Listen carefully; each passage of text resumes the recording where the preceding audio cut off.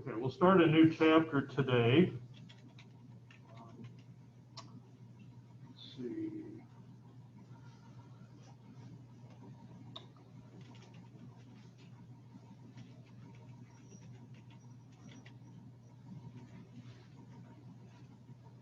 Okay, get the PowerPoint here.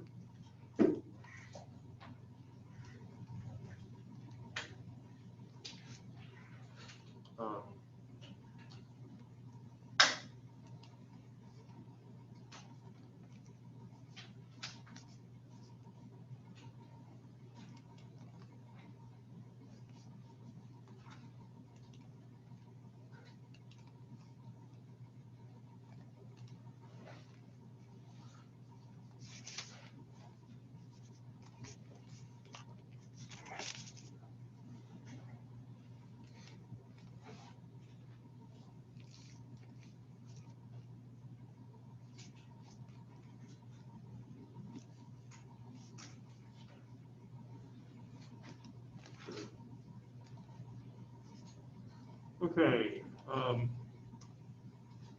get started. Those of you on Zoom, can you hear me? Yes.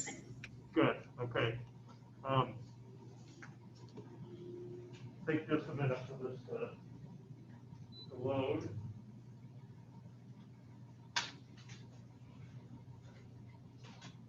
Okay, we'll start a new chapter, chapter 2 today. Okay, and this is about acids and bases.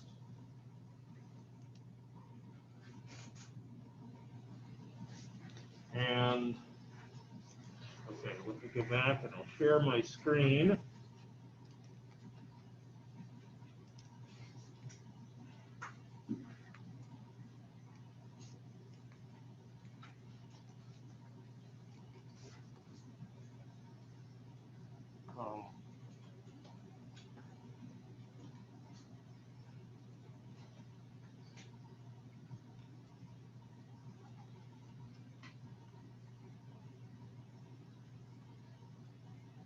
Okay. All right, so I'm going to share my screen.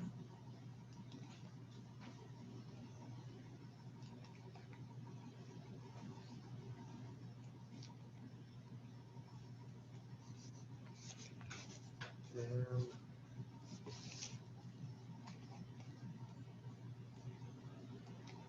okay, can you see that on Zoom? You see the screen? Yes. Okay, good. All right.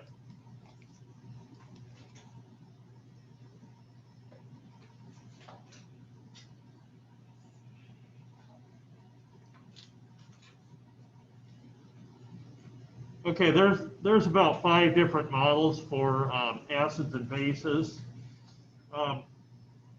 One of the earliest ones, which I'm just going to mention, and we actually won't be using this one hardly at all.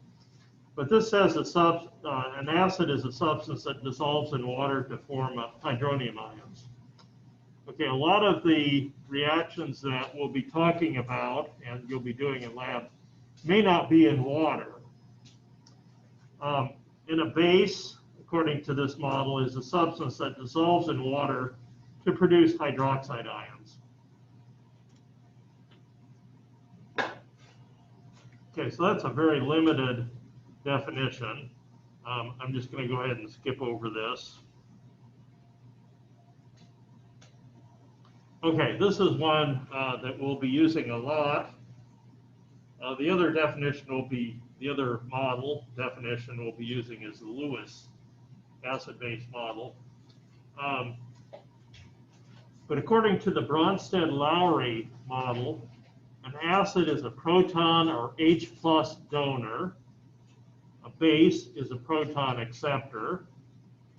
And when an acid loses a proton, when it gives up a proton, then you obtain the conjugate base. When a base accepts a proton, then we obtain the conjugate acid.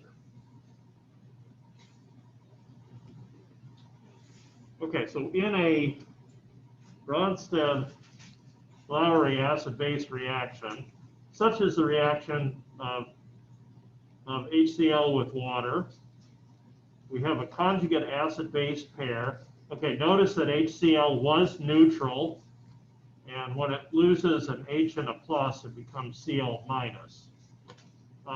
Water, when it accepts a proton, it gains an H and a plus. So it becomes the hydronium ion. So hydronium is the conjugate acid of water.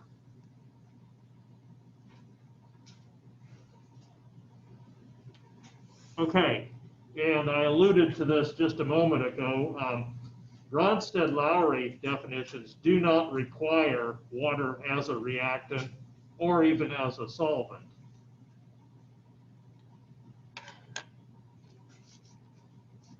Okay, so here's the reaction of acetic acid with ammonia. Ammonia is acting as the base, and so the conjugate base of acetate of acetic acid would be acetate, and the conjugate acid of ammonia is the ammonium ion. Okay, this is something we will be using a lot, and that is curved arrows to show the flow of electrons. And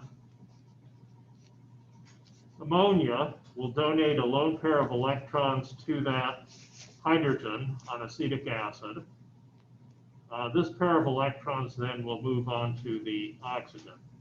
Okay, so what was a bonding pair over here is now a non-bonding pair on the acetate.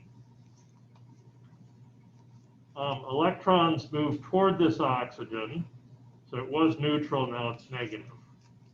Electrons moved away from the nitrogen, so now it carries a plus charge. All right, here is a table of some acids and their conjugate bases. And up at the top, we have the strong acids. Okay, by strong acid, we mean that it nearly 100% ionizes in water. Okay, every one of those molecules gives up a proton. Okay, below the strong acids, there are 4 listed. There's actually about 6. The ones that are not shown are perchloric, HCl4, and HBr. These first 4 are strong acids. These are weak acids. Okay, in a weak acid, some of the molecules will give away a proton, but at equilibrium, there's going to be a lot of undissociated acid. Okay, with the strong acids, there will be almost no sulfuric acid, for example, or HCl left. It's completely ionized. Okay, so this is actually in order. So in this list, HI is the strongest acid listed. And then ethanol is the weakest one in this list. Okay, over here we have the conjugate bases of these acids. These all happen to be, except for ammonium, it looks like, well, most of them are neutral. Some of them are negative. Okay, but they'll lose an H and a plus. So HSO4 minus becomes SO4 2 minus, for example. NH4 plus, when it loses a proton, becomes ammonia.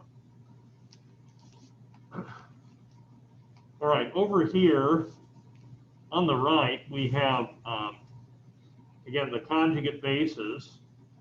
And base strength is an indication of how great a tendency a base has to pick up a proton. So a stronger base has a greater tendency to accept a proton.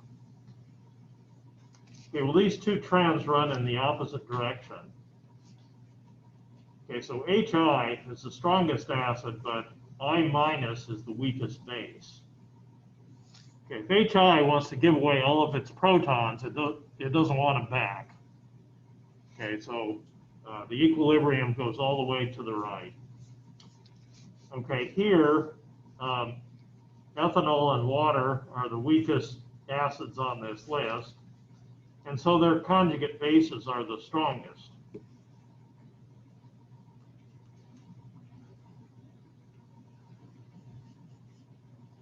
Okay, note some of these trends about the conjugate acid-base pairs. An acid can be positively charged, neutral, or negatively charged. Okay, for example, hydronium, carbonic acid, and dihydrogen phosphate. A base can be negatively charged or neutral. Okay, there weren't any positively charged bases on the list. Acids can be classified as monoprotic, diprotic, or triprotic, depending on the number of protons that each may give up. Okay, so HCl is a monoprotic. Okay, it only has one proton to donate. Carbonic acid is a diprotic. Sulfuric acid is a diprotic. And phosphoric acid, H3PO4, is a triprotic. And these diprotic and triprotic acids will give up their protons one at a time. Okay, so it's more difficult for it to give up the second or third than it is the first.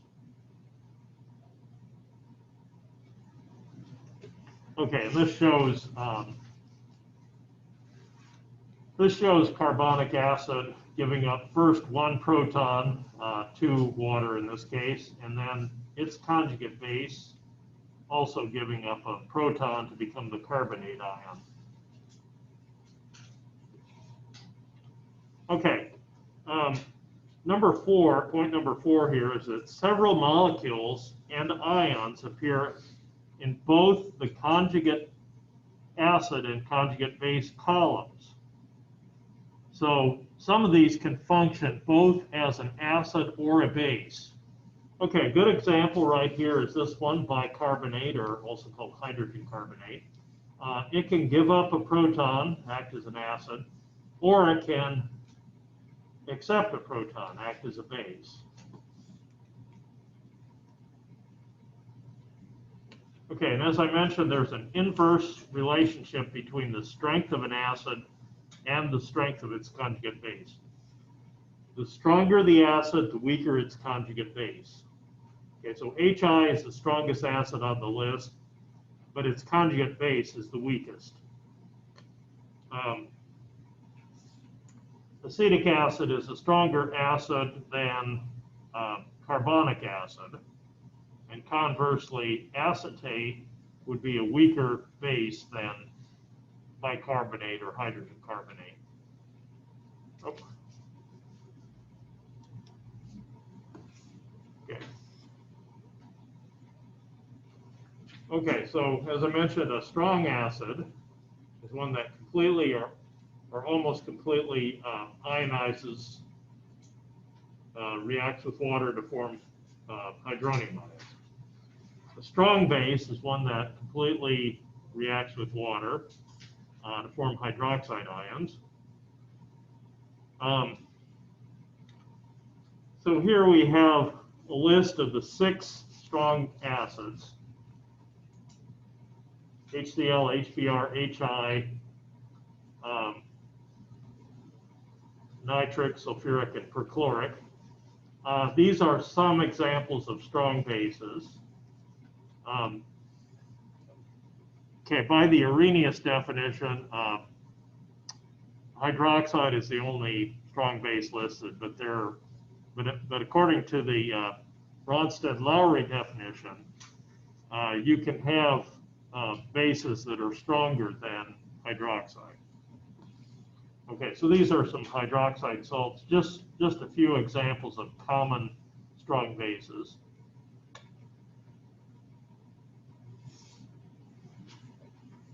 Okay, and conversely, a weak acid is one that only partially dissociates. Okay, so here we have acetic acid reacting with water. And this only goes partially to products. There's actually a lot of acetic acid left at equilibrium. Ammonia is an example of a weak base. Okay, some of the ammonia molecules will accept protons from water, but most do not. So there's a lot of NH3 molecules. So this is the equilibrium actually favors the reactants. Okay, but ammonia does dissociate enough to produce a basic solution.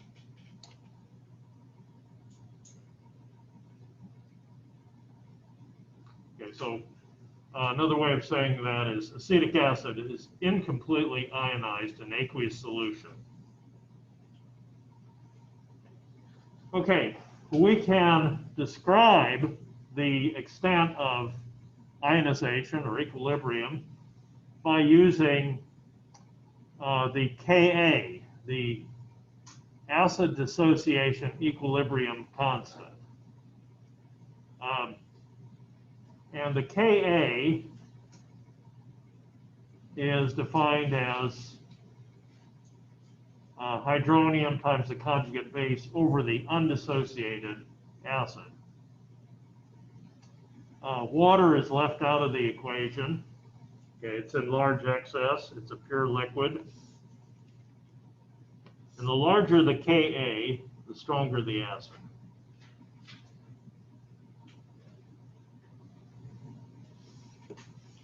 Okay, here we have pKa values.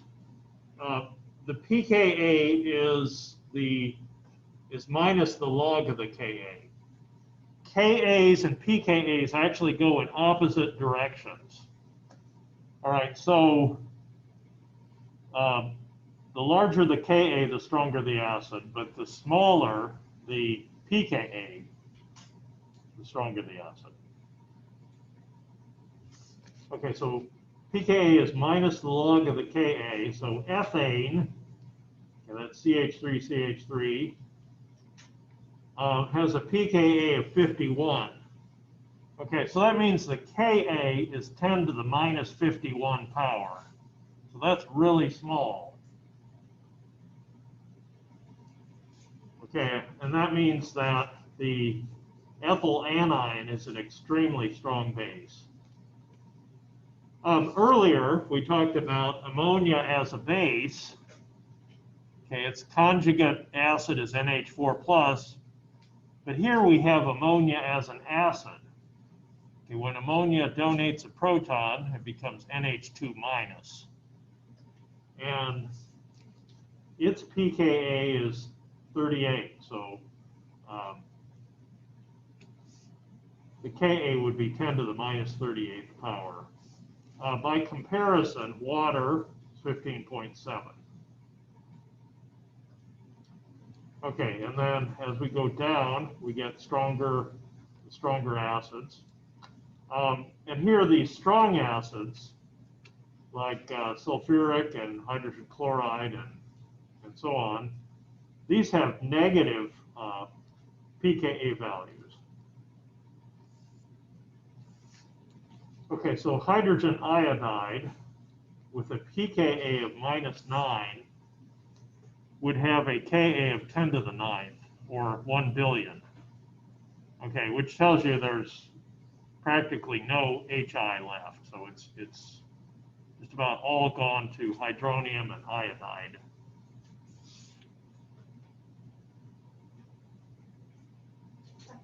Yeah. Oh, okay.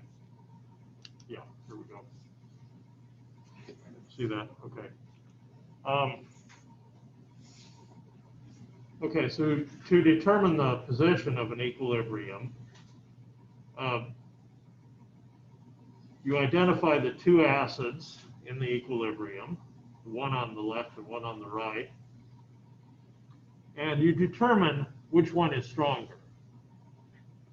Okay, using the charts that we had,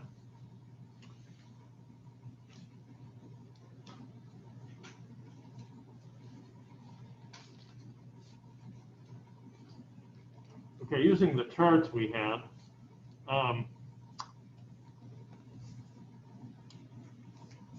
you can either go by the relative positions, or in table 2.2, we can determine the which one is stronger or weaker. Okay, but the important point here is that the equilibrium will always shift from stronger to weaker. It's always going to favor the weaker conjugate acid-base pair. Okay, regardless of whether that's written on the reactant or the product side.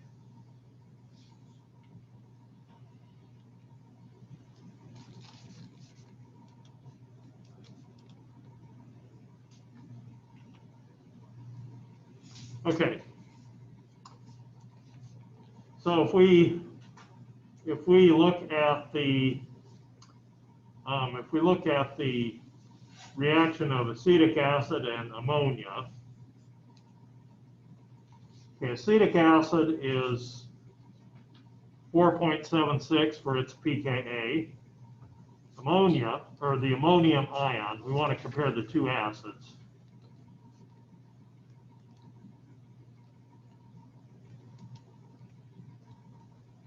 Okay, we want to compare the two acids, and the ammonium ion is 9.24. Okay, so that indicates that ammonium ion is that's the weaker acid. So the equilibrium is going to favor this direction.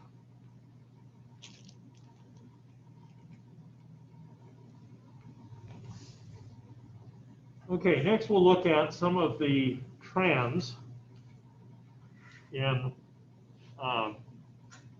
acid strength, or how to predict whether an acid will be stronger or weaker.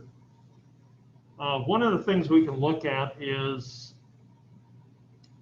the electronegativity of the atom that's bonded to H and HA. If we go back,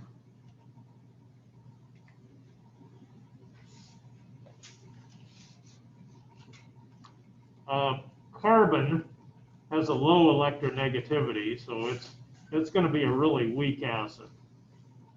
Those in which the oxygen is bonded to a hydrogen, or the hydrogen is bonded to an oxygen, those are more acidic.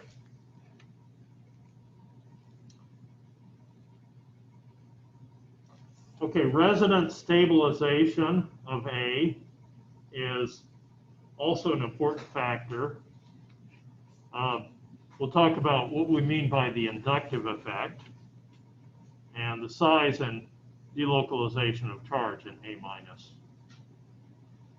Okay, so here we have electronegativity of A and AH.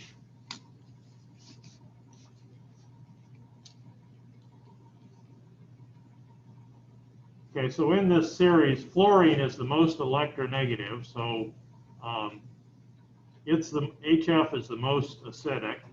Okay, then water, then ammonia, then methane. Okay, so electronegativity is one factor. The more strongly electrons are held, the more stable the anion, A minus, is. And the more stable that anion is, the greater the acidity will be.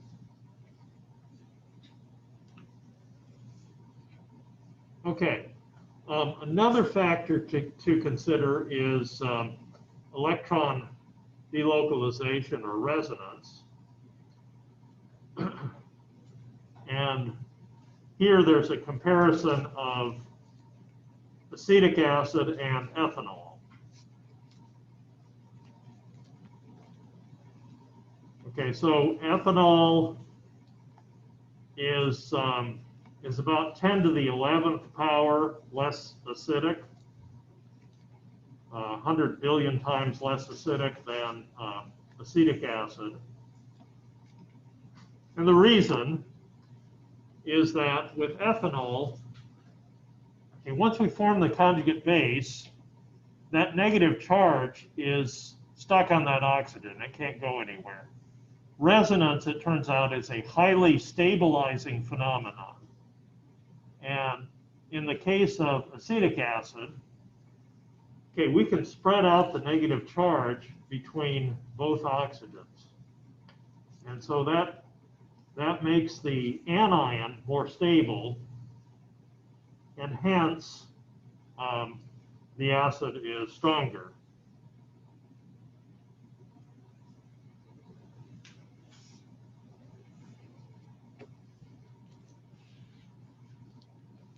All right, the inductive effect is the result of polarization of electron density that's transmitted through covalent bonds.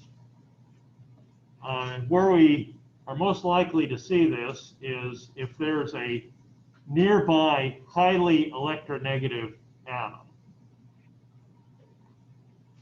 Okay, so here we have a comparison of acetic acid and trifluoroacetic acid. So acetic acid is 4.76, trifluoroacetic acid is 0.23.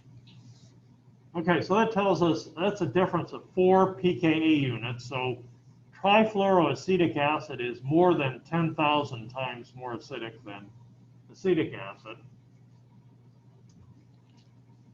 Okay, both of these are resonance stabilized in the anion. With the trifluoroacetic acid, we have a pull that's taking place through the covalent bonds, and that helps to stabilize the negative charge further. Okay, so each one of these fluorines is pulling away negative charge. Okay, so when you can spread out a negative charge, that's a stabilizing phenomenon. Okay, so, and the more stable the anion, A-, the greater the acidity. Okay, so the larger the volume over which the charge on an anion or a cation is delocalized, the greater the stability of that anion or cation. Okay, when we're considering the relative acidities of hydrogen halides, we need to consider the relative stabilities of the halide ions. Okay, so a few minutes ago we talked about electronegativity. Okay, HF is more acidic than water because fluorine is more electronegative than oxygen. Okay, but here the trend appears to be opposite. Okay, fluorine is the most electronegative in this series. It's fluorine, then chlorine, then bromine, and iodine. But HF is actually the weakest acid, and HI is the strongest. Okay, so there's another factor involved rather than electronegativity here in this case. When we're comparing electronegativities, we're comparing elements in the same row. Here we're going down a column. Okay, so atomic size is a periodic property. Okay, for main group elements, atomic radii increase going down a group and increase going across a period.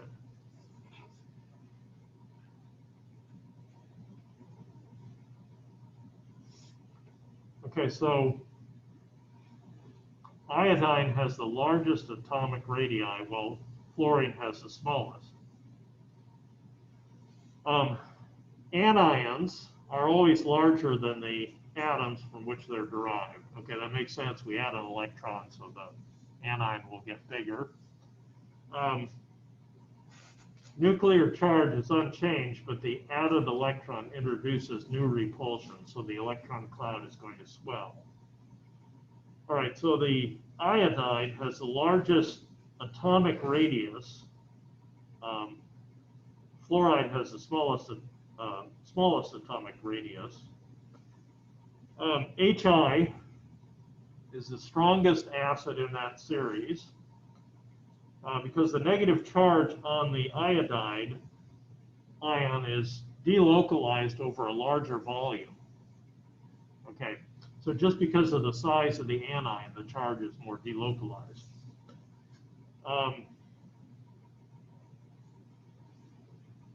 And so both resonance and inductive effects can delocalize a charge. Let's see, before we go on,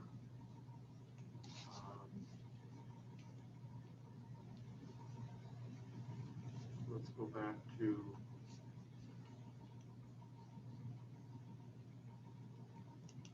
okay, just want to make sure that, okay, yeah. Just want to make sure I'm on screen.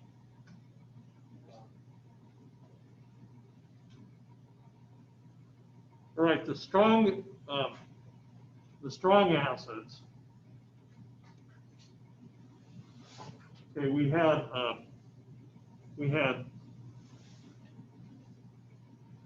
HI, HBr, HCl, and then we also had some others like nitric and sulfuric. I'll just use the example of nitric. Okay, so the Lewis structure of nitric acid is this.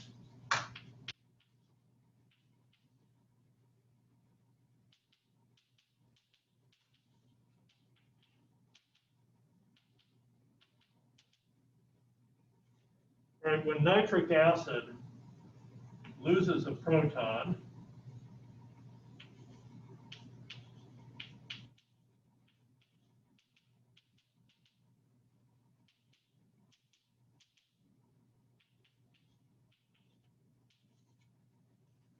we have the nitrate ion. Nitrate ion is NO3 minus. The total of the formal charges will add up to -1.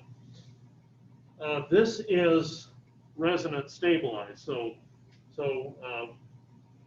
when nitric acid loses a proton, we have an especially stable anion. The three resonance structures involve simply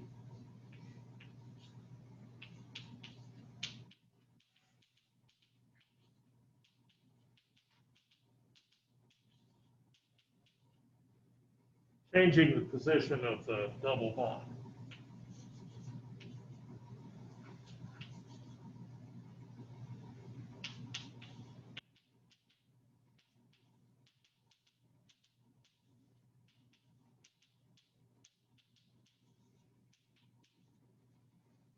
Okay, so sulfuric acid and perchloric acid are both strong acids, and they both have resonance stabilized anions. Okay, we can spread the negative charge around to all of the oxygens. Okay, so that makes this especially stable.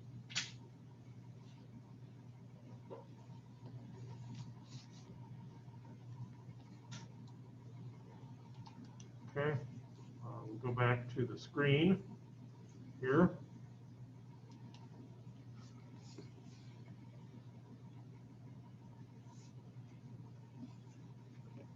Okay, next we'll look at Lewis acids and bases.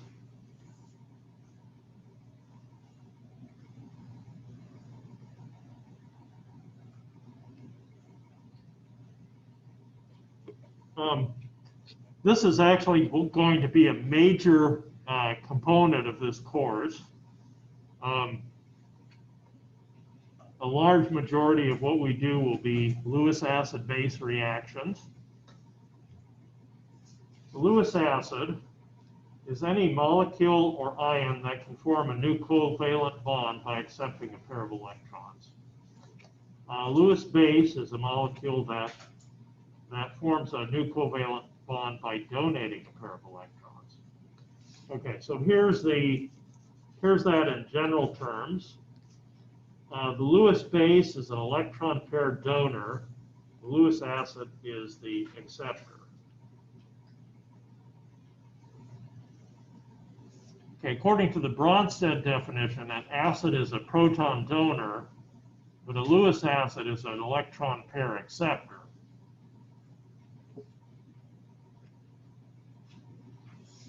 Okay, so HCl is actually both a Bronsted acid and a Lewis acid. Okay, so here we're showing water. Water as the base. It's donating a pair of electrons. Turns out it's also accepting a proton. And the proton here is also an electron pair acceptor. Okay, here's another example. This is using methanol instead of water. Very similar.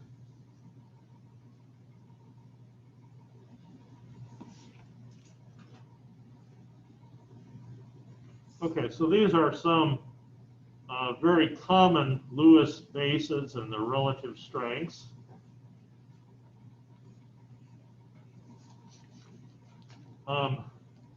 Halide ions, those are the conjugates of strong acids, remember. So they're weak Lewis bases. These neutral molecules, okay, like water, alcohol, and ethers, they're a little bit stronger. They're a little bit better to donate electron pairs. Okay, and then we have ammonia and amines. Okay, remember, an amine, we start with ammonia. We replace one or more of the hydrogens with some carbon group. Okay, so these are good electron pair donors.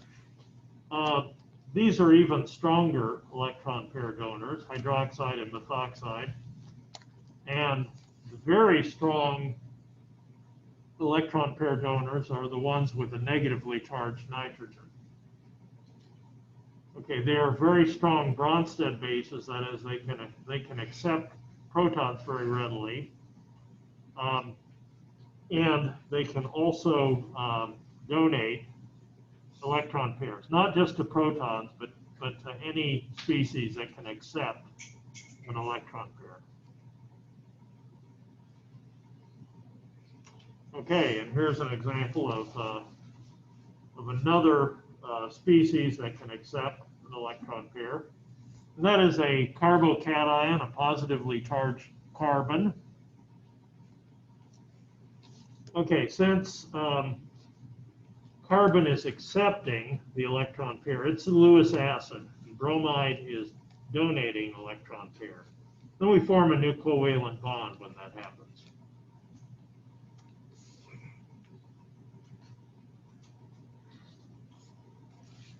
Carbon here has only 3 covalent bonds. It does not have an octet. And so by gaining another pair of electrons, it completes its valence shell. Okay, so that is all for chapter 2, and I'm going to go ahead and stop here.